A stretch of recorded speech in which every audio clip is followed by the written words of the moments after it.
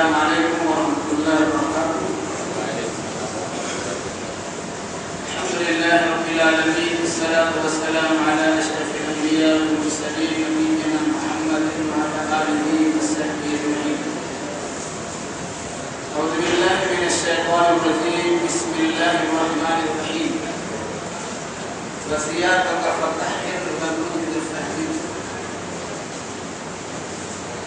سبحانك لا علم لنا إلا ما علمتنا إنك أنت العليم الحكيم۔ رب اشرح لي صدري ويسر لي أمري واحلل عقدة من لساني يفقهوا قولي رب زدني علما۔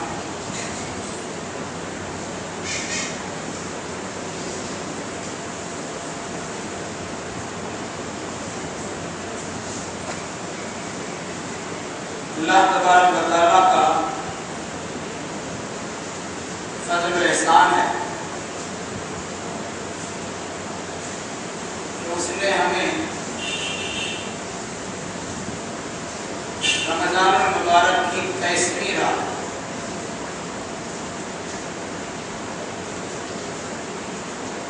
عبادت و بندگی میں گزارنے کی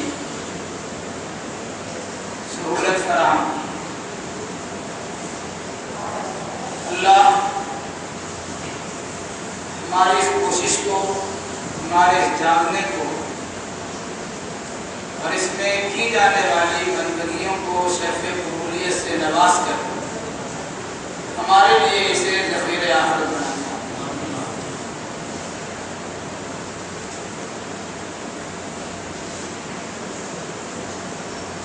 پہلی رات یعنی 21ویں رات کو یہ اعلان آپ کے سامنے آیا تھا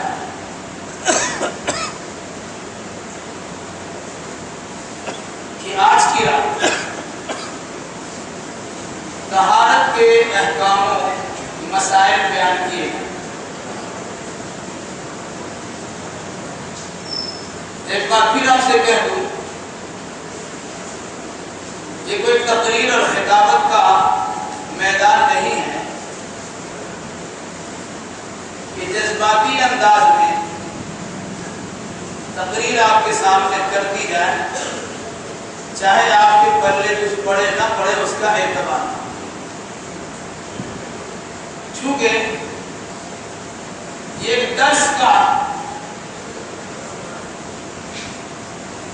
طریقہ کار ہے اور باضابطہ درس کا ہی اعلان ہوا ہے، اور یہ بات بھی آپ کے سامنے آئی تھی کہ اس درس میں شرکت کے بعد آپ کی خواہش کے مطابق آپ ان 5 راتوں میں دیے گئے درس سے متعلق امتحان ہال میں بیٹھ کر ادارہ کی جانب سے کیے گئے سوالوں کے جوابات اگر آپ دیں گے تو ادارہ دعوت الحدیث کی طرف سے ایک سرٹیفکیٹ آپ کو دیا جائے گا کہ آپ نے جامع مسجد اہل حدیث میں 1434ویں ہجری کے رمضان کی تابراتوں میں تعلیم و تعلم کے لیے یا درس و تدریس کے لیے جو وقت وقف کیا تھا اور جو معلومات آپ نے فراہم کی تھی، ان معلومات کی روشنی میں آپ کو تشجیعی انعامات بھی دیے جائیں گے اور ساتھ ساتھ ابتدائی یا بنیادی تعلیمات سے متعلق سرٹیفکیٹ بھی اور سند بھی آپ کو دی جائے گی۔ اس مناسبت سے ہم نے بنیادی مضمون کا انتخاب کیا ہے جس کا واسطہ آئے دن ہر ایک کو پڑتا ہے، مگر اکثر و بیشتر لوگ مسائل کی واقفیت کے نہ ہونے کے نتیجے میں بہت سی غلط چیزیں چل کر گزرتے ہیں،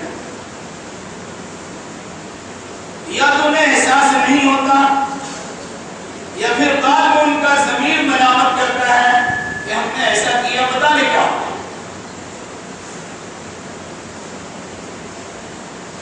موٹی موٹی کچھ باتیں ایسی ہیں، بیسک اور بنیادی چیزیں بھی ایسی ہیں جن سے اکثر و بیشتر لوگ ناواقف ہیں۔ اللہ اس بے توجہی کو دور فرمائے اور اسلامی معلومات کی فراہمی کی مستقل توفیق فراہم فرمائے۔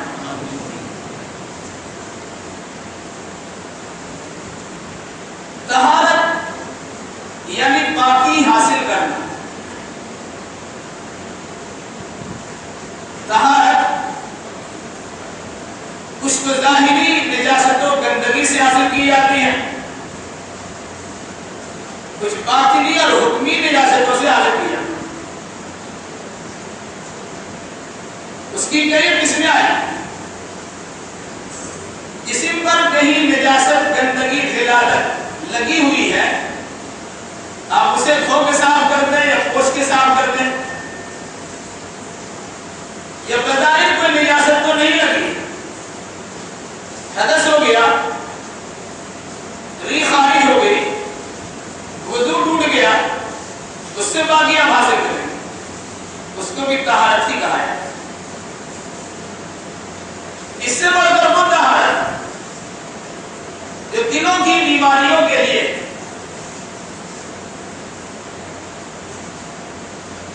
اس کا تذکرہ آپ روحانیت کے اعتبار سے جان سکتے ہیں۔ ایک انسان کفر، شرک، نفاق کے نتیجے میں ناپاک ہوتا ہے، اگرچہ بظاہر جسمانی اعتبار سے وہ ناپاک نہیں، لیکن عقیدوں کی خرابی کی بنیاد پر زبردست ناپاکی سے بچا ہے۔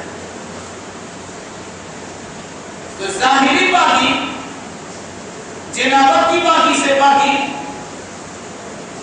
نجاست سے پاکی، حکمی ناپاکی سے پاکی، ان تمام چیزوں کے بالمقابل روحانیت کی پاکی اس کی سب سے اہم ہے اور سب سے اہم ہے۔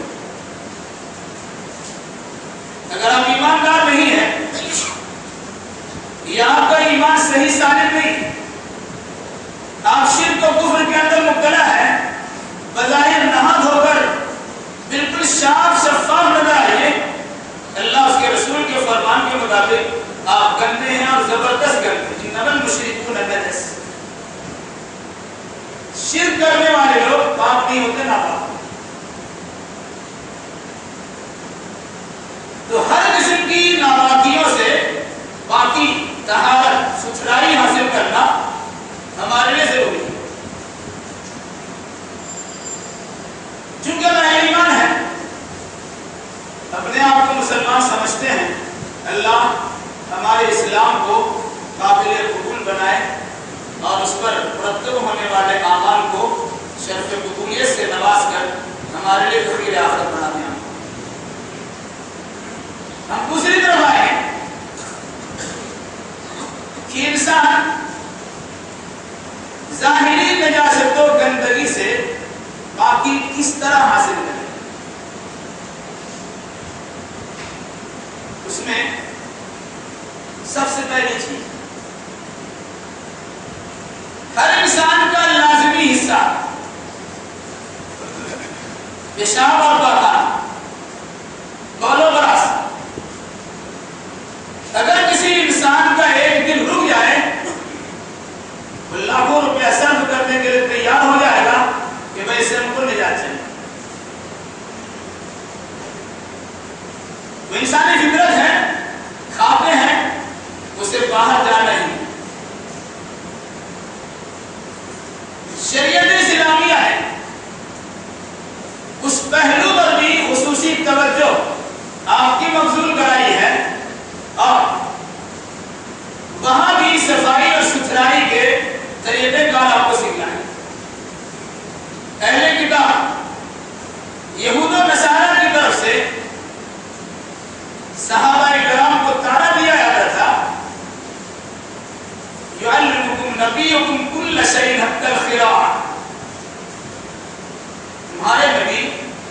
تمہیں ہر چیز سکھلاتے ہیں، یہاں تک کہ پیشاب پاخانہ کے طریقے کار بھی بدلاتے ہیں۔ یہ لوگ تانے کے طور پر کہا کرتے تھے، جبکہ اسلامی اصول میں یہ بڑی ایک اہم چیز ہے، جس کے نتیجے میں انسان ظاہری طور سے پاکی حاصل نہیں کر سکتا ہے۔ جب جسم اس کا پاک نہیں ہوگا، اس کے کپڑے پاک نہیں ہوں گے، وہ لاکھ عبادت کر لے، عبادت کا اعتبار نہیں۔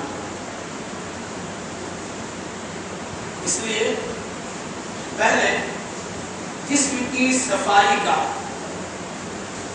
جو اللہ کے نبی صلی اللہ علیہ وسلم نے سکھلایا ہے طریقہ کار، اسے یاد رکھیں۔ ہر انسان باتھ روم جاتا ہے، بیت الخلا جاتا ہے، شہر میں یہ چیز ہے، ورنہ انہیں جانا پڑتا ہے، لوگوں کی نگاہوں سے دور ہونا پڑتا ہے، بہت دور جا کے انسان سے چھپ جاتا ہے، پھر اس کے بعد اپنی دور پوری کرتا ہے۔ آج کی دیہات کی چیز بتانا مقصود کہ اگر کہیں پردے کا اہتمام و انتظام نہیں ہے، بند کمرہ آپ کے پاس نہیں ہے، اور آپ کو ضرورت پوری کرنی ہے، قضائے حاجت کے لیے جانی ہے، تو آپ اتنا دور چلے جائیے کہ لوگوں کی نگاہوں سے اوجھل ہو۔ یہ اسلامی طریقہ کیوں کہ آپ کسی انسان کے سامنے ننگا نہیں ہو سکتے، آپ کے لیے جائز نہیں۔ ظاہر سی بات ہے کہ آپ کو قضائے حاجت بھی کرنی ہے، تو اس کے لیے آپ دور جائیے، کسی چیز کا آڑ بنا لیجیے۔ کبھی ایسا ہوا کہ بہت دور جانے کا مسئلہ بھی نہیں ہے، قریب میں بے برداشت ہونے کی بات ہوتی ہے، تو اپنے ساتھی کو الٹا کھڑا کرا کر کے وہاں پیچھے اپنی قضا حل کریے۔ دو آدمی کھڑے، ایک آدمی کھڑے ہوئے، وہ اس رخ میں کھڑے ہیں، اپنی ضرورت پوری کی، یعنی نہ کسی کی ننگی شرمگاہ کو آپ دیکھ سکتے ہیں، نہ اپنی ننگی شرمگاہ کسی کو دکھا سکتے ہیں۔ اس کے بعد آدمی اپنی ضرورت سے فارغ ہوا، اب صفائی ستھرائی کا مسئلہ ہے، پانی کا استعمال بھی ہے، مٹی یا پتھر کا استعمال۔ رسول اکرم صلی اللہ علیہ وسلم کی حدیثوں میں باضابطہ صراحت یہ ہے کہ اگر کوئی انسان استنجا کرنا چاہتا ہے مٹی وغیرہ سے، ڈھیلا وغیرہ سے، اینٹا وغیرہ پتھر سے، تو 3 پتھر کا استعمال کرے۔ پانی کا استعمال آپ کے سامنے ہے۔ علاوہ اس کے رسول اکرم صلی اللہ علیہ وسلم نے ہڈی کے استعمال کرنے اور گوبر کے ذریعے سے استنجا کرنے سے منع فرمایا، اور کہا کہ ہڈی وغیرہ جو ہے تمہارے بھائی جنات کا کھانا ہے، شاید اس کی تفصیل کبھی آئے۔ اس طرح اپنے مائع صفائی پانی کا اگر آپ نے استعمال کیا تو خاص طور سے ایک چیز یاد رکھیے جو کبھی کبھی مسجدوں میں دیکھنے کو ملتا ہے، انسان کو جب تقویٰ کا حیضہ ہو جاتا تو عجیب عجیب حرکتیں کرنا شروع ہوتی۔ آپ نے کبھی دیکھا ہوگا کسی کو پیشاب کے قطرات بات میں گرتے رہتے، اس کے لیے لوگوں نے طریقہ کیا استعمال کیا کہ الگ سے ٹیشو پیپر ہو یا مٹی ہو یا کچھ ہو، وہ کپڑے کے نیچے شرمگاہ میں لگا کر وہ گھومتے پھرتے رہے۔ ایسے لوگوں کو دیکھا گیا، یاد رکھیے گا یہ اسلامی غیرت کے خلاف ہے۔ آپ سے اتنا زیادہ مطالبہ بھی نہیں ہے کہ دن بھر کا ایک ہی بندہ نکال دیجیے، جو بآسانی قطرات ٹپک کر گر کے گرنے دیجیے، اب کھانس کر اور دوڑ کر اور دھوپ کر ادھر ادھر کر کے کچھ کرنے کی ضرورت نہیں ہے۔ اس سلسلے میں جو اصول یاد رکھیے گا، آپ جب اس کے لیے بیٹھیں تو جتنا اپنے بدن کو ڈھیلا کر سکتے ہیں اتنا ڈھیلا کریں، آسانی میں سے پیشاب اتر جائے۔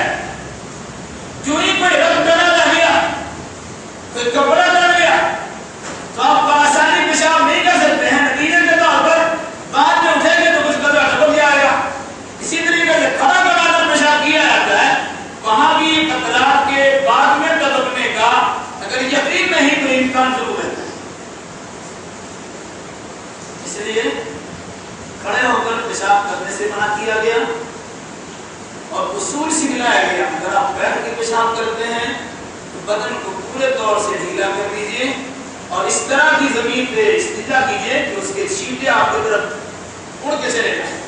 ورنہ ایک حدیث یاد رکھیے، استنزلوا من القبر فإن عامة عذاب القبر. پیشاب کے چھینٹوں سے بچا کرو کیونکہ عام طور سے عذاب قبر اس سے ہوتا ہے. اور بڑی مشہور حدیث ہے بخاری شریف کی کہ اللہ کے نبی صلی اللہ علیہ وسلم نے ارشاد فرمایا کہ میں نے دو آدمی، بلکہ آپ کا تذکرہ کیا گیا، دو آدمی کو دیکھا آپ نے، یہ دو آدمی سے متعلق آپ کو خبردار کیا گیا، بتایا گیا کہ ان دو قبروں میں عذاب ہو رہا ہے. پھر جبریل امین نے آپ کو یہ بھی بتلایا ان دونوں کو کوئی بہت بڑا گناہ کی صورت میں سزا نہیں دی جا رہی. ایک ایسی چیز ہے جسے لوگ بہت بڑی نہیں سمجھتے. یہ دو ایسے معاملات ہیں جنہیں لوگ بہت بڑا معاملہ نہیں سمجھتے، لیکن اس پر عذاب هذا لا يستنزه من القول وهذا يمشي بالنميمة. یہ پیشاب کی شیلوں سے نہیں بچتا ہے، یہ بس نہیں بچتا تھا، اور یہ چگلی کھانے سے بچتا نہیں. یہ دونوں چیزیں ہیں. آپ پیشاب کیا، کڑا کڑا مار دیا، دیوار سے ٹکرا، اس کے قطرہ آپ کے پاس آ گیا. یہ بات یاد رکھیے کہ سمجھ میں آتا چھینٹا پڑ جاتا. اگر چھینٹا کے پڑ جانے پر عذاب ہے تو اگر کوئی انسان بغیر پانی کے استنجا، بغیر پانی کے پیشاب بہانا کرتا ہو، پیشاب کرتا ہو، تو اس کے لیے کیا پریشانی ہے؟ باہر سے اگر لگ گیا تب تو عذاب قبر ہے. اور اگر آپ نے استنجا کیا یعنی پیشاب کیا اور پھر اس کے بعد آپ نے پانی کا یا مٹی کا یا دیگر چیز کا سکھانے کا اس کا استعمال نہیں کیا تو آپ کتنے عذاب کے ہو جاتے ہیں. اس لیے کبھی کبھی پینٹ شرٹ پہنے ہوئے افراد وقت کی قلت کے پیش نظر ان کے کہنے کے مطابق موقع نہیں ملتا تو کھڑا کھڑا کر لیتے ہیں، تو پانی بھی نہیں رہتا. اگر پانی استعمال کریں تو بہت زیادہ کپڑا میلا ہو جائے گا، اس لیے ویسے نکل جائے. یاد رکھیے گا یہ مومن کے شان کے خلاف.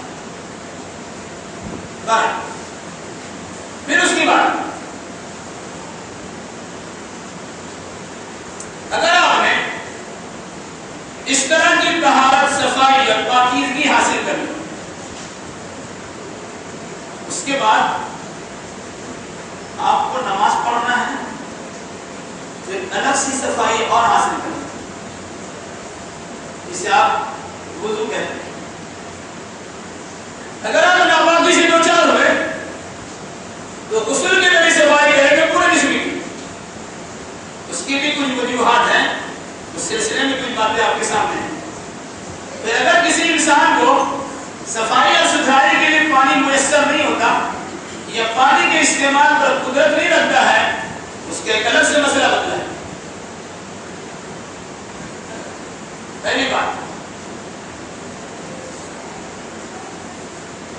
اگر کوئی انسان باوضو نہیں ہے تو اس کو حکماً ناپاک مانا ہے کہ آپ اس پوزیشن میں نہیں ہیں کہ آپ نماز پڑھ سکتے. گویا نماز پڑھنے کے لیے آپ کو ناپاک سمجھا گیا. آپ وضو کیجیے پھر نماز پڑھیں. لیکن کچھ ایسے لوگ ہیں جن کے ذمہ غسل کرنا فرض. اس کی کئی صورتیں ہیں، جیسے کسی نے جنابت کیا، جنبی ہو گیا، شادی شدہ جوڑا اپنی اہلیہ سے مل لیا. یہاں پر ایک چیز یاد رکھیے گا،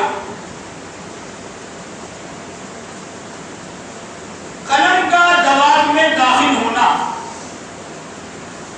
غسل کو واجب کرنا ہے. اذا خطر خطانا فقط وجب الغسل. ختنے کی جگہ سے مل جانے سے ہی غسل فرض. ابتدائی مرحلے میں بات تھی الماء من الماء، پانی پانی سے ہے. جب تک انسان نہیں ہوگا منی کے قطرات خارج نہیں ہوں گے غسل فرض نہیں ہوگا، لیکن یہ حکم منسوخ ہو گیا اور اخیر میں یہ بات رہ گئی کہ دونوں شرمگاہ ایک ساتھ مل جائے غسل فرض۔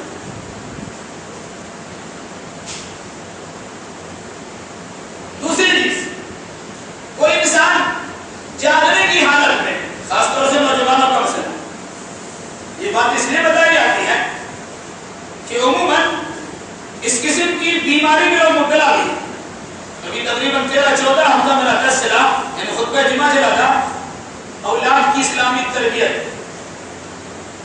خاص طور سے بات کہ عموماً نوجوان طبقہ کی جانب سے اپنے خواہشات کو غلط روش، غلط انداز کے ذریعے سے پورا کرنے کی جو کوشش ہوتی ہے، اس کے نتیجے میں یا تو انسان صداعت کی بیماری مبتلا ہوتا، جریانی کیفیت سے دوچار ہوتا ہے، نامردی کی بیماری مبتلا ہوتا ہے، اور قابل پریشانی کی بہت بڑی چیزیں آنی شروع ہوتی ہیں۔ عموماً انسان اپنی خواہشات کو اپنے ہاتھ کے ذریعے سے کر لیتا ہے، اس کو عام طور سے مشتری کا ہے، اسلامی حرام کر نہیں سکتے۔ اگر کسی انسان نے اس طرح بھی یا کسی انداز سے منی خارج کر لیا اس پر غسل فرض۔ یا کوئی انسان سویا، سونے کی حالت میں اس کا احتلام ہو گیا، جس کو ہم ایکفون کہتے ہیں، یہ ہو گیا، اس کے ذمہ غسل کرنا فرض۔ یہ احتلام کی شکل میں اور جنابت کی صورت میں، جنبی ہونے کی صورت، یہ عورت کے لیے بھی ہے اور مرد کے لیے بھی ہے۔ اس کے علاوہ دو صورتیں ایسی ہیں کہ مخصوص عورتوں کے لیے ہر مہینے عورتوں کے ساتھ حیض کا مسئلہ درپیش ہوتا ہے، جب ان کا خون رک جائے گا اس کے ذمہ غسل کرنا لازم ہے۔ اسی طریقے سے ولادت کے بعد، بچہ کی پیدائش کے بعد کچھ دنوں کا خون جاری رہتا ہے، جب تک خون جاری رہا اور اپنا پاک رہتی ہے، خون بند ہوا اس کے ذمہ غسل کرنا ضروری ہے۔ اب ایک سیدھا سنیں، عموماً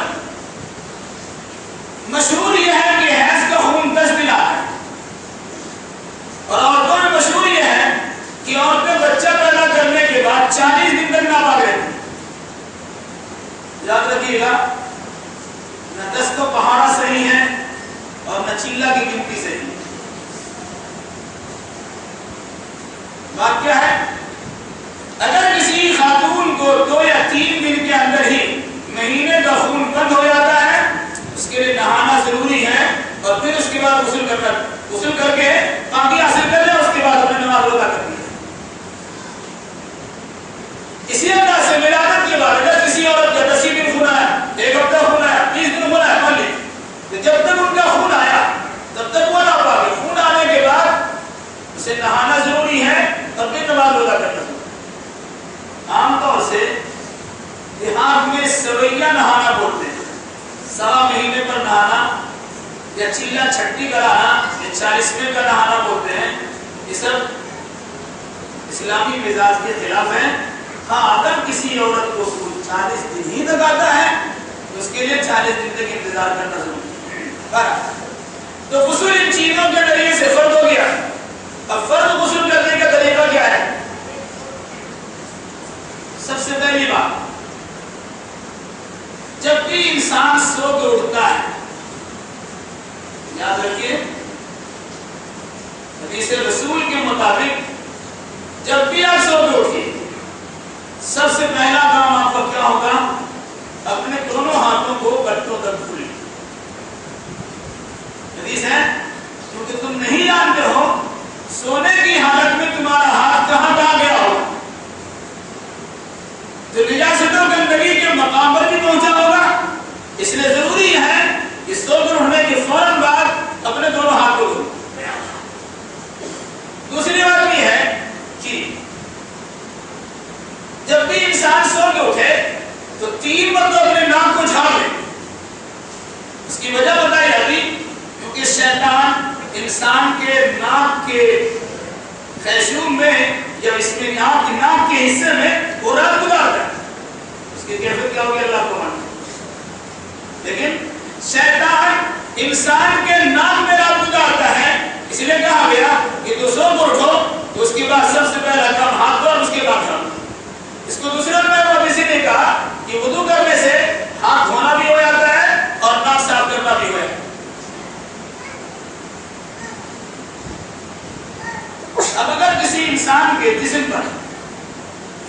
ظاہری طور سے نجاست و گندگی لگی ہوئی اور آپ کیا غسل خانے میں صابن کو لگانا شروع کر دیا، آدھی ٹنکی پانی ختم ہو جائے گا، پاک نہیں ہوتی ہے، کرنا کیا ہوگا؟ پاکی حاصل کرنے کا طریقہ، سب سے پہلے تو آپ ہاتھ دھو چکے ہیں، اس کے بعد اپنے بائیں ہاتھ سے جہاں جہاں نجاست لگی ہوئی ہے اسے دھوئیے، آپ کے کپڑے پر لگی ہو یا آپ کے جسم پر لگی ہو اسے پہلے دھو لیں، پھر اس کے بعد اپنے ہاتھ کو مٹی سے یا پھر صابن سے دھو لیں، پھر اس کے بعد آپ وضو کیجیے، یعنی جس طرح نماز کے لیے وضو کرتے ہیں اسی انداز سے وضو کیجیے۔ بعض روایت میں کہ سر کا مسح کیجیے اور بعد میں سر کا مسح کرنے کی ضرورت نہیں ہے، دونوں ہاتھ دھوئیے، کلی کیجیے، ناک پانی ڈالیے، چہرہ دھوئیے اور اپنے دونوں ہاتھوں کے انگلیوں میں دھو لیجیے اور اس کے بعد سر پر 3 لپ مٹی 3 لپ پانی بہائیے اور پھر پورے جسم پر پانی بہائیے۔ یہ ہے غسل کا ایک طریقہ، جنابت کے بعد، ناپاکی کے بعد غسل کیا ہے۔ ہم آپ سے ہاتھ نہیں اٹھوائیں گے لیکن آپ میں سے ہر انسان اپنا گریبان جھا کے دیکھے کہ اس انداز میں غسل کرتے ہیں، اگر نہیں کرتے ہیں تو سنت کی خلاف ورزی بھی کرتے ہیں اور پاکی اور ناپاکی کا مسئلہ اپنے ساتھ لگا ہی رہتا ہے، وہ سب ملا ہوا ہے، ناپاکی اور پاکی بھی دونوں ساتھ ملی۔ اس مناسبت سے شریعت کی تعلیمات کی روشنی میں پاکی اور صفائی حاصل کرنے کی کوشش کی۔ رہا عام غسل کا مسئلہ، تو عام غسل کرنے میں اس کی قید و بند نہیں ہے، لیکن یہ کر لیں تو زیادہ بہتر۔ ایک بات اور بھی یاد ہے، عام طور سے شہروں میں ننگا نہانے کا رواج ہے اور خاص طور سے دنیاوی اعتبار سے کوئی انسان مالدار ہو گیا یا علم کے لحاظ سے، دنیاوی علم کے لحاظ سے بام عروج پر پہنچ گیا، اس کے بعد شریعت کو چیز نہیں رہتی، وہ سارے حدود و قیود سے بڑا ہو جاتے، کود جائے۔ ان کے یہاں ننگا اور کپڑا پہننا کوئی معنی نہیں رکھتا ہے۔ ان کے گھر کے جوان لوگوں کو آپ دیکھیں گے، چاہے وہ خود اپنے بظاہر خود دیندار ہو لیکن جوان لڑکے ہیں، ہاں پیر پہ گھومتے رہتے ہیں، جب ان کے سامنے بڑے عالم پہنچ جائے یا کوئی دوسرے دینی افراد پہنچ جائے۔ یہ دیکھا گیا ہے عام طور سے شہر کے ماحول میں، اس لیے تجربے کی طرف اشارہ کرتا ہوں کہ عموماً کپڑا کے پہننے میں بھی انسان کوتاہی کرتا ہے اور نہانے کے وقت میں خاص طور سے پورے ننگا ہو کر نہانا۔ یاد رکھیے گا، اللہ احق ان یستحیا، اللہ اس بات کا زیادہ مستحق ہے کہ اس سے شرمائے۔ پورا طور سے ننگا ہونے سے پرہیز کیا ہے۔ ہاں اگر کبھی مسئلہ سفر کا درپیش ہے، کپڑا کے بھیگنے کا اور اس کے رکھنے کا مسئلہ ہے، مجبوری کی حالت میں آپ ننگا ہو کر نہا لیے، چاہے عورت ہو چاہے مرد ہو، اس کی گنجائش ہے، لیکن خواہ بغیر کسی کپڑے کے غسل کرنا یہ اسلامی اور انسانی اسلامیت اور انسانیت کے خلاف چیز ہے۔ اس لیے کپڑے کا کچھ نہ کچھ حصہ اپنی شرمگاہ پہ ضرور رکھا جائے، اگرچہ آپ باتھ روم کے اندر بند کمرے ہی میں کیوں نہ ہو۔ ویسے عام لوگوں کا معاملہ، جیسے کلکتہ کے سڑکوں پہ نہانے کی بات ہے، چڈی پہنے اور سب کے سامنے نہا رہے ہوتے ہیں۔ یاد رکھیے گا، گھٹنا کھولنا، گھٹنا سے لے کر ناف تک یہ مردوں کی صدر چھپانے کی جگہ ہے، آپ اسے کسی کے سامنے نہیں کھول سکتے ہیں سوائے اپنے بند کمرے میں اپنے اہلیہ کے سامنے، لیکن اس پر کوئی توجہ نہیں ہوتی، اس لیے اس کا خصوصی خیال رکھنا ہے۔ تو کپڑا پہن کر ہی نہانا چاہیے، ننگا ہونے سے پرہیز کرنا چاہیے۔ آپ نے نہا لیا، باقی آپ نے حاصل کر، ایک چیز اور یاد رکھیں، اگر آپ نے وضو کرنے سے پہلے غسل کیا ہے اور غسل کے دوران آپ کا ننگا ہاتھ آپ کی ننگی شرمگاہ پہ نہیں پہنچا ہے تو آپ کا وضو برقرار رہا، اس وضو سے نماز پڑھنا چاہے تو آپ پڑھ سکتے ہیں۔ لیکن اگر نہانے کے دوران آپ کا ننگا ہاتھ آپ کے ننگی شرمگاہ سے ٹچ کر گیا تو مس ذکرہ فلیتوضا،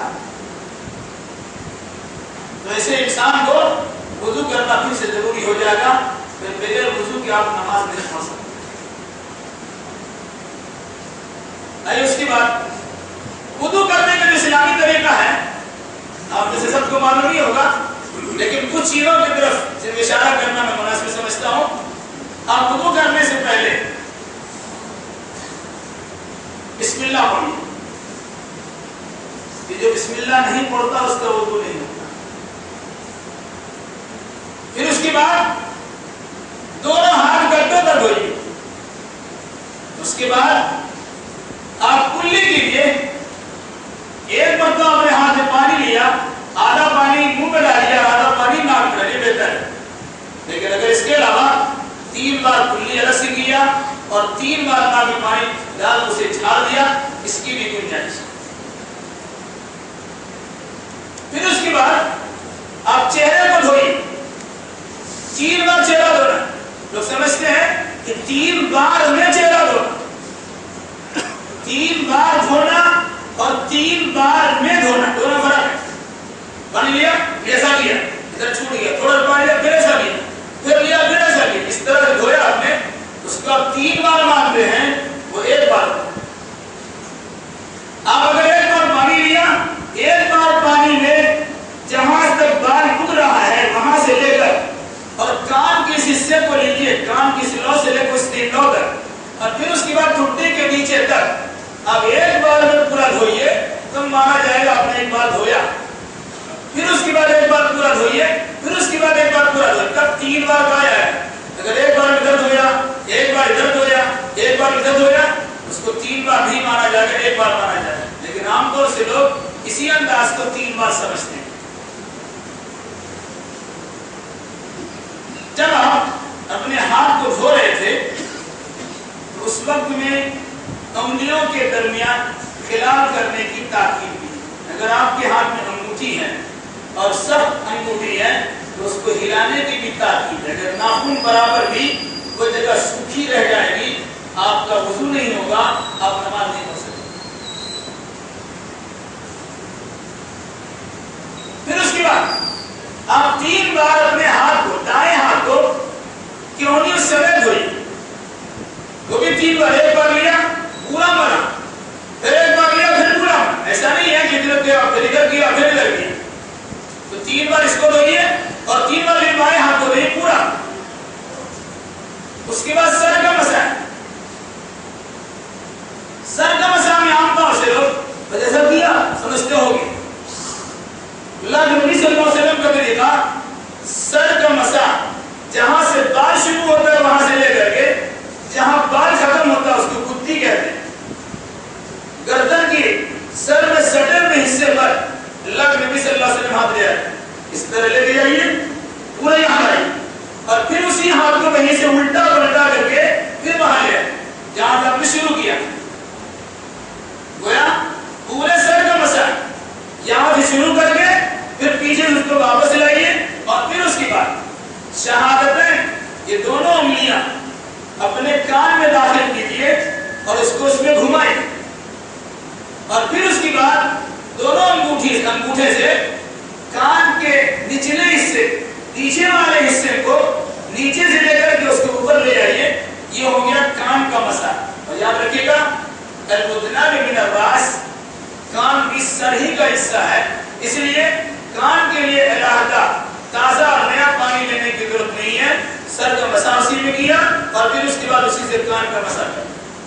اس کا ثبوت تو اس میں ہے، لیکن اس کے بعد دیکھا جاتا ہے کہ پھر گردن کی مسح کی، گردن کا مسح کیا ہے۔ میرے علم کے حد تک کسی بھی صحیح حدیث میں گردن کے مسح کرنے کا کوئی ثبوت نہیں ہوتا، جسے ایسا کیا اور پھر ایسا کرتے ہیں، اس کے حدیث میں کوئی ثبوت نہیں۔ تو آپ نے سر کا مسح کر لیا، پھر اس کے بعد آپ پاؤں کو دھوئیے، پہلے دائیں پاؤں کو 3 بار پورا، پھر بائیں پاؤں کو 3 بار پورا۔ پاؤں کی انگلیوں کے درمیان بائیں ہاتھ کی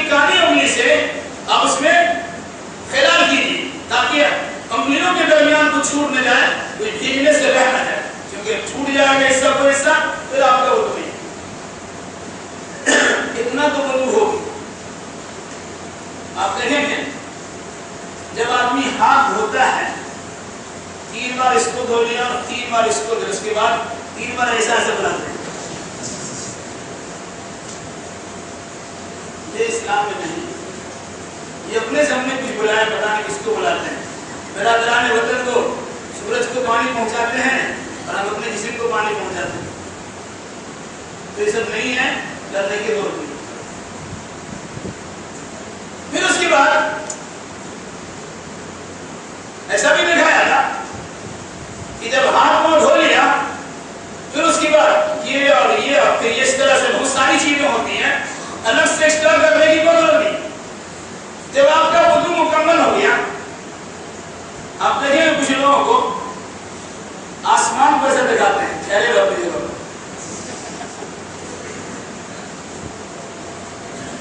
کسی صحیح حدیث میں اس کے کوئی تذکرہ نہیں. تو پڑھتے بھی اشہد ان لا الہ الا اللہ پڑھا، وہ دعا پڑھنا ثابت ہے، لیکن آسمان کو دیکھنا اور انگلی کو ٹیڑھا کر کے دکھانا یہ ثابت نہیں.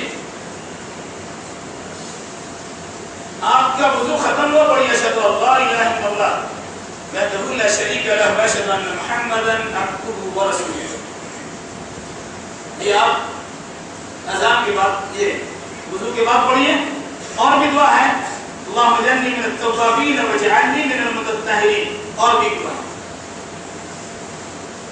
یہ دعا آپ نے پڑھ لی، آپ نے وضو بھی کر لیا، اللہ تعالیٰ سے پاکی صفائی کی دعا بھی مانگ لی، اپنے ایمان کی تصدیق بھی کر لیا، اللہ کی الوہیت کی گواہی دے دی، محمد رسول اللہ کی رسالت کی شہادت بھی دے دی. گویا روحانی اعتبار سے بھی آپ پاک ہو گئے، جسمانی اعتبار سے بھی صاف ہو گئے. اب اللہ کی بندگی کے لیے مسجد میں جائیے اور نماز پڑھیے. غسل الوضو آپ نے کیا. اگر کسی آدمی کو غسل کرنا ضروری ہے، وہ 4 وجوہات بتلائے گئے جن کے لیے غسل کرنا ضروری ہے، مگر آپ کے پاس پانی نہیں.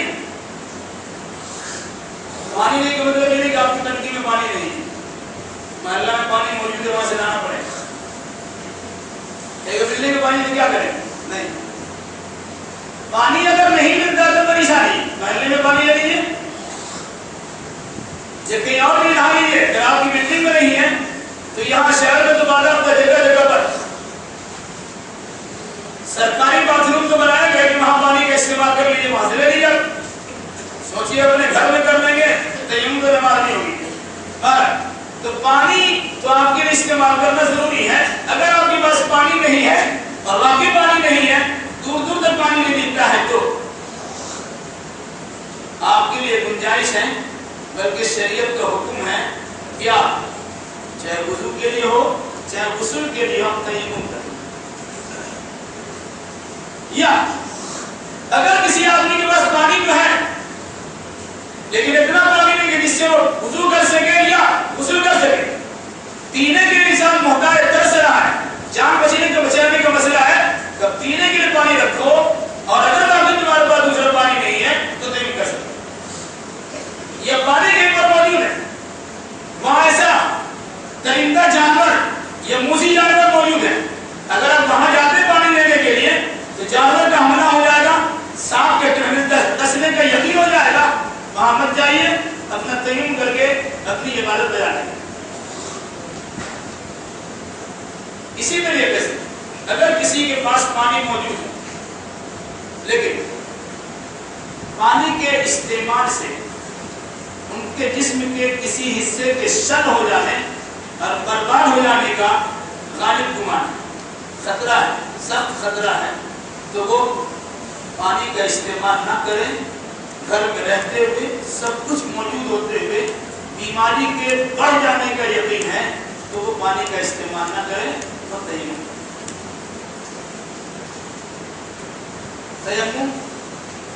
کیا چیز؟ لیکن تیمم کا معنی ہوتا ہے ارادہ کرنا. ہمارے بہت سے بھائی ایسے ہیں کہتے ہیں تیمم سے من نہیں بنتا، طبیعت نہیں بھرتی. جس اللہ نے آپ کو وضو کرنے کا حکم دیا ہے اسی اللہ نے تیمم کرنے کا حکم دیا. اگر تیمم کرنے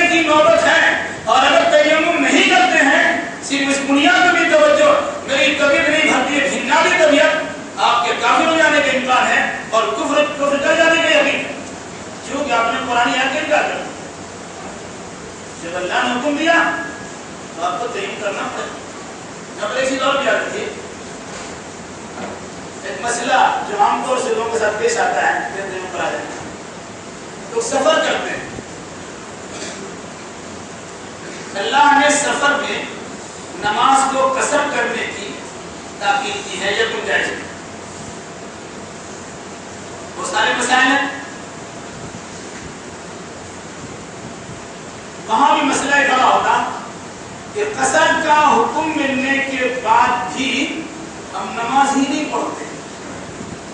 قصر نہیں, نماز پوری کھول کر جاتے. وجہ کیا بتائیں؟ پانی نہیں, باتھ روم میں طبیعت نہیں چاہتی وضو کرنے. شیطان وہاں انسان کو پریشان کرتا ہے. ظاہری نجاست و گندگی باتھ روم کے پانی سے آپ صاف کر سکتے ہیں, اور جہاں کوئی نجاست و گندگی نہیں ہے اس پانی صاف کرنے میں دقت و پریشانی آپ کو. یاد رکھیے گا, اگر آپ کے گھر میں رہنے والا, اگر آپ کے گھر میں جو باتھ روم بنا ہوا ہے اس کا لوٹا, اس کا جگ, اس کا مگ, اس کی بالٹی اس لائق نہیں ہے تو اس سے آپ پانی پی سکیں تو آپ کا وضو کرنا اس سے جائز نہیں. سمجھ لیجیے, جس لوٹے سے آپ استنجا کرتے ہیں وہ لوٹا بھی آپ کا اتنا پاک ہونا چاہیے کہ اگر ضرورت پڑے تو اسے پانی پی سکیے. آپ یہ سوچ کر کہ ہم نے باتھ روم کا لوٹا بنا کے رکھا ہے جیسے تیسے رہ جائے گا, اسلامی مزاج کے خلاف ہے. وہاں بھی صفائی چاہیے. اس کا یہ مطلب نہیں ہے کہ اس کو گندا رکھیا کہ ہم گندے سے پانی پی لیں, یہ مزاج مطلب نہیں ہے.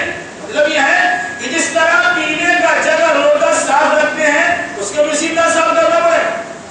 اور پھر اگر یہ بات کہ ذہن طبیعت نہیں بڑھتی ہے, ایسا اور ویسا ہے, بھول جائے. وہاں پر شیطان آپ کو بڑھتی پڑھاتا ہے اور نماز سے غافل کرتا ہے.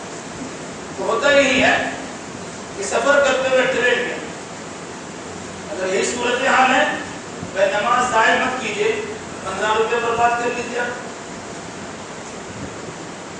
آج کل الحمدللہ جگہ جگہ پر پانی کو ملتا ہے, بوتل میں لیجیے.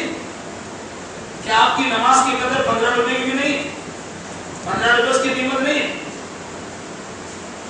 لیجیے, وضو کر لیجیے, بہانہ بنانے کی ضرورت نہیں. بات اسے دیکھیے کہ آدمی پاکی کے مسئلے میں کیا طبیعت نہیں بڑھتی. اسی طریقے سے کچھ لوگوں نے کہا کہ سب کچھ صحیح ہے لیکن تیمم میں من نہیں بڑھتا. من نہیں بڑھتا ہے, ویسے من کو قربان کرتا ہے. وہ من اللہ کو نہیں چاہیے. من بھرا ہی ہے کہ اللہ نے اس کو حکم دیا ہے فَتَيَمَّمُوا صَعِيدًا طَيِّبًا, پاک مٹی کا ارادہ کرو, یہ پاک مٹی سے تیمم کر لو. فَامْسَحُوا بِوُجُوهِكُمْ وَأَيْدِيَكُمْ, اور پھر اپنے چہروں کو اس سے پوچھ لو اور اپنے ہاتھ کو پوچھ لو. تیمم کیا چیز؟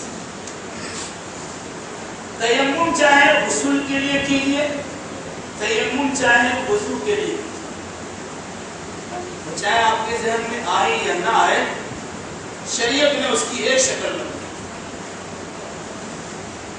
آپ دونوں ہاتھ کو مٹی پہ مار دیجیے, مٹی میں یہ بالو ریت پہ مار دیجیے, گرد و غبار, پاک گرد و غبار پہ مار دیجیے, اس کو پھونک دیجیے یا اس کو جھاڑ دیجیے. اس کے بعد دو عمل کرنا ہے.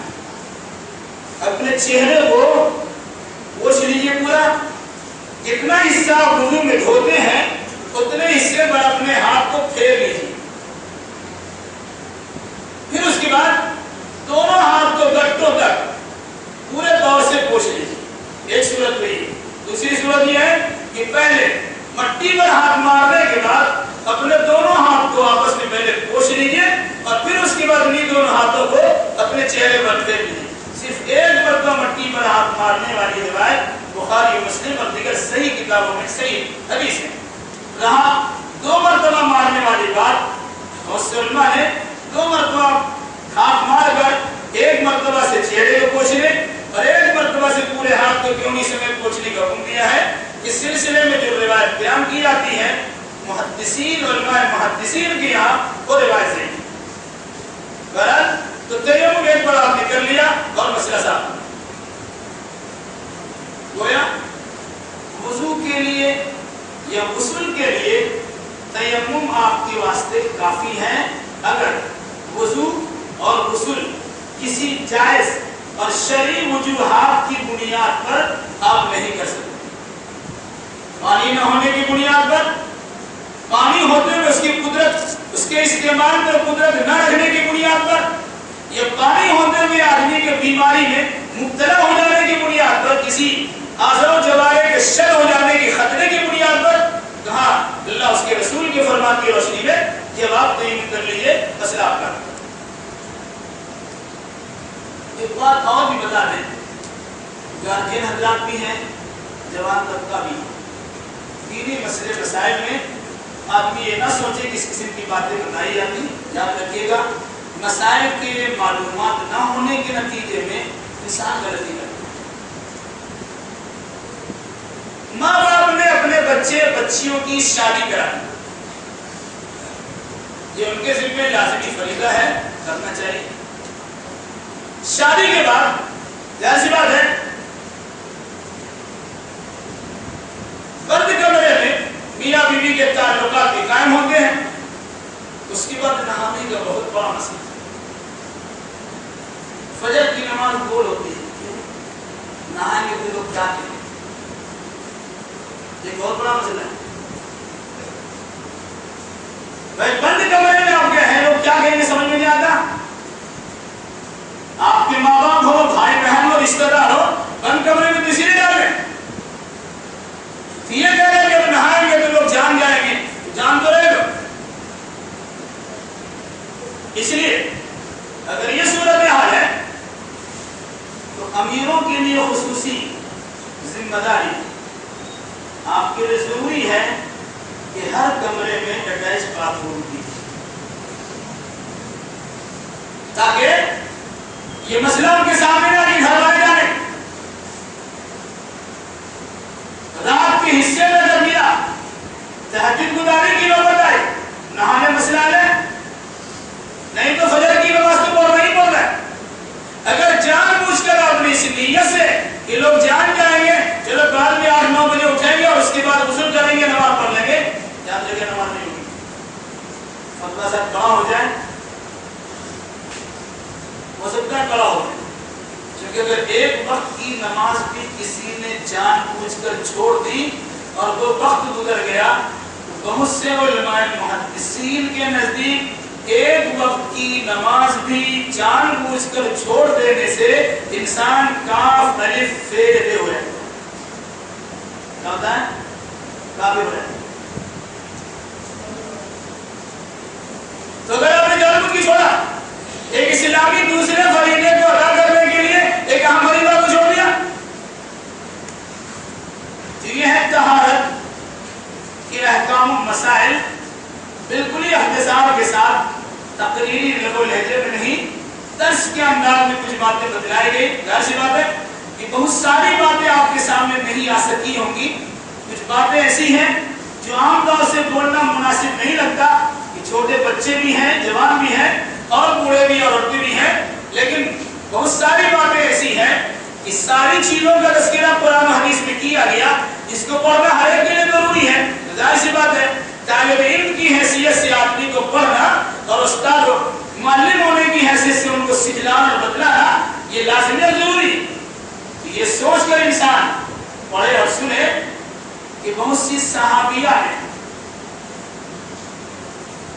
صحابہ کرام کی عورتوں نے اللہ کے نبی صلی اللہ علیہ وسلم کی مجلس میں، جہاں صحابہ مرد بھی موجود ہیں، پوچھا پہلے تمہیدی کلمہ ان اللہ لا یستحی من الحق، اللہ تعالیٰ حق بات بولنے سے شرماتا نہیں ہے. یا رسول اللہ کہ عورتوں پر بھی غسل فرض ہوتا ہے، یعنی ان کو بھی احترام ہوتا ہے، ان کو بھی غسل کرنے کی نوبت آتی ہے.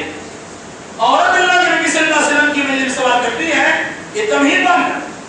اس کا مطلب یہ ہے کہ چھوٹے بچے ہوں، ظاہر سی بات ہے بالغ ہونے کے قریب، ان کو بھی مسئلے چاہیے، جوان کو تو مسئلے معلوم ہونے ہی چاہیے. بوڑھے بھی بہت سارے افراد ایسے ہیں جنہیں مسئلے معلوم کرنے کی تو توفیق نہیں ملتی ہے. وہ جس طرح پہلے تھے اس طرح بڑھاپے بھی ہے. یاد رکھیے گا اگر عمر کے آخری حصے میں آپ پہنچ چکے ہیں پھر بھی اپنے اندر سدھار پیدا نہیں کرتے تو آپ کی خطاؤں پر اللہ تبارک و تعالیٰ کی گرفت ہو سکتی ہے. یہ 60 سے 65 یا 60 سے 70 عمر بتلائی جاتی ہے. اس عمر میں پہنچ جانے کے بعد اگر کوئی برائی سے نہیں رکتا ہے، اگر کوئی انسان اس کا عذر قابل قبول نہیں ہوگا، اس کی معذرت مانی نہیں آئے گی. یعنی ایسے وقت میں ان کو سدھر جانا چاہیے اور اپنی اصلاح کر لینا چاہیے. طہارت، نجاست سے طہارت، کچھ چیزیں ایسی ہوتی ہیں جن پر اگر گندگی اور نجاست لگ گئی تو اس کو پانی سے دھونا ضروری نہیں ہوتا. اگر آپ نے کسی چیز میں رگڑ دیا اور رگڑنے کی شکل میں اس کی ظاہری حیت ختم ہو گئی، جو چیز دکھ رہی تھی اس کا اتا پتہ نہیں ہے، تو وہ چیز پاک ہو جاتی ہے. لیکن شرط یہ ہے کہ اس کے اندر جذب کرنے کی طاقت نہ ہو. جیسے شیشہ ہے، لوہا ہے، ان چیزوں پر اگر نجاست ظاہری لگی ہوئی ہے، آپ نے اسے گھاس میں پوچھ دیا، مٹی میں پوچھ دیا، پورے طور سے اس کو رگڑ کے صاف کر دیا، اگر کوئی پانی سے نہیں دھوتا ہے اور بغیر اس پر وہ چیز دکھتی نہیں ہے، ایک حدیث سنا رسول اکرم صلی اللہ علیہ وسلم کے فرمان کے مطابق حکم بتاتا ہوں کہ اگر کسی کے جوتے چپل میں نجاست و گندگی لگ جائے اور اس کو آپ نے گھاس میں یا مٹی میں رگڑ کے صاف کر دیا تو آپ کے جوتے پاک ہو گئے، اسے دھونے کی ضرورت ہے. ایک چیز اور بھی آتا ہے، جوتے چپل میں نماز پڑھنا ایک مسئلہ ہے. یہاں تصور نہیں ہے، لیکن ٹھنڈے علاقوں میں عام طور سے جوتے میں یا فوج لوگوں کو جوتے میں نماز پڑھنے کا موقع ملتا ہے. اللہ کے نبی صلی اللہ علیہ وسلم نے جوتے میں نماز پڑھی، صحابہ بھی آپ کے پیچھے نماز پڑھے. ایک حدیث سنا کے بعد ختم کرتے ہیں. ایک بار آپ نماز پڑھا رہے تھے، صحابہ آپ کے پیچھے نماز پڑھ رہے ہیں اور آپ نے نماز شروع کر دیا، لیکن آپ کے جوتے میں گندگی لگی ہوئی تھی. وغیرہ کی روایت میں ہے کہ آپ کے جوتے میں گندگی لگی ہوئی تھی، آپ نے نماز شروع کر دی. جبریل نے حالت نماز میں آپ سے بتلایا کہ آپ کے جوتے میں گندگی اتار دی، تو آپ نے حالت نماز میں اپنے جوتے پر رکھ دی. آپ کی سمجھ کو دیکھ کر جو صحابہ جوتے میں نماز پڑھ رہے تھے، ان صحابہ کرام نے نمازی میں اپنے جوتے کو کھول کر رکھ دیا. آپ نماز سے فارغ ہوئے، دریافت کیا کہ تم لوگوں نے جوتا کیوں کھولا؟ یا رسول اللہ، ہم نے آپ کو جوتا اتارتے ہوئے دیکھا اس لیے ہم نے کھولا. اور کیجیے، یہ اتباع رسول کہ اللہ کے نبی صلی اللہ علیہ وسلم نے جوتے میں نماز پڑھی تو جوتے میں نماز پڑھنا شروع کر دیا. حالت نماز میں اگر جوتا اتار دیا تو حالت نماز میں صحابہ نے بھی جوتا اتار دی. یہ اتباع رسول ہے. پوچھے رسول اللہ رسول نے کہا کہ تم نے کیوں کھول دیا؟ یا رسول اللہ، ہم نے آپ کو دیکھا اس لیے کھول دیا. تو اللہ کے نبی نے بتلایا کہ میں نے جوتے اس لیے کھولے کہ جبریل نے مجھے خبر دی کہ میرے جوتے میں نجاست و گندگی تھی. اور کیجیے گا، یقین ہوگا کہ اگر اللہ کے نبی صلی اللہ علیہ وسلم کے پاس علم غیب ہوتا تو نجاست و گندگی کے ساتھ آپ نماز نہیں پڑھتے. اگر اللہ کے نبی صلی اللہ علیہ وسلم کا علم غیب ہوتا تو صحابہ کرام کو جوتا کھولنے سے متعلق سوال نہیں کرتے تم نے کیوں کھولا.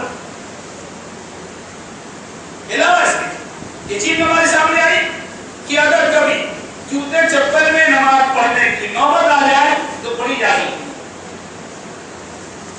ایسے لوگ بھی آپ کے سامنے آئے جیسے لوگ مسجد میں نماز پڑھتے ہیں.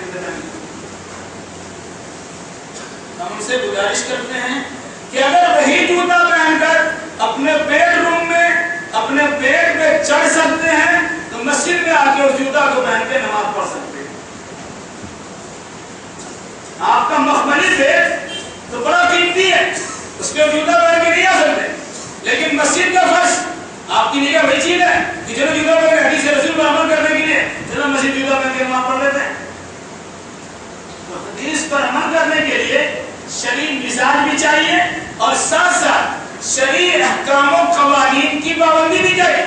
علاوہ اس کے معاملات کو سمجھتے ہوئے انہیں حل کرنے کی کوشش کرنی چاہیے کہ اپنے گھر میں کچھ اور کرتا ہوگا کہ اور کچھ اور ہوگا، میں بچی ڈالتی ہوتی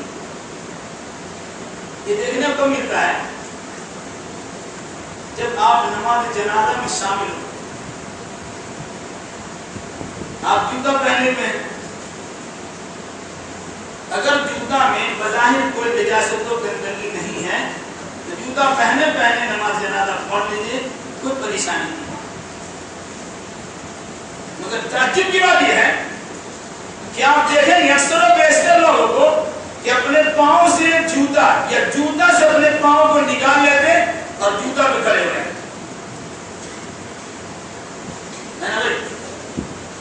پاؤں سے کو جوتا سے نکالا اور جوتا کے اوپر رکھ دیا، فرق کیا پڑا آپ کا؟ اگر واقعی نکالی دیا اس کو سیر کر دیجیے، پھر زمین پہ کھڑا ہو کے نماز پڑھیے، یہ بات سمجھ میں آتی ہے؟ جوتا سے پاؤں نکال کر جوتا پہ رکھ کے نماز پڑھنا کیا مانا ہے؟ اس سے بہتر یہ ہے کہ اگر آپ کے جوتے میں نجاست و گندگی نہیں ہے پہنے نماز پڑھے، کوئی پریشانی کی بات نہیں، کم سے کم حدیث رسول کے مطابق ہم تو یار ظاہری اور باطنی، حقیقی اور حکمی تمام تر نجاستوں سے صفائی اور پاکیزگی کی اسلامی شریعت نے تاکید کی ہے۔ اس کے لیے بہت سے اور مسائل ہیں جن کا تذکرہ نہیں ہو سکا، آپ رابطہ کریں، انشاءاللہ اس کی وضاحت کی جائے گی، یا اس کے علاوہ خود بھی کتابوں کا مطالعہ کیجیے، جہاں جو چیز سمجھ میں نہ آئے پھر اپنے اہل علم سے رابطہ قائم کیجیے، منمانی انداز سے کتاب و سنت کی تعبیر کرنے کی کوشش نہ کی۔ اللہ ہمیں اور آپ کو جملہ مسلمانوں کو کتاب و سنت کی روشنی میں عقیدہ و اعمال انجام دینے کی توفیق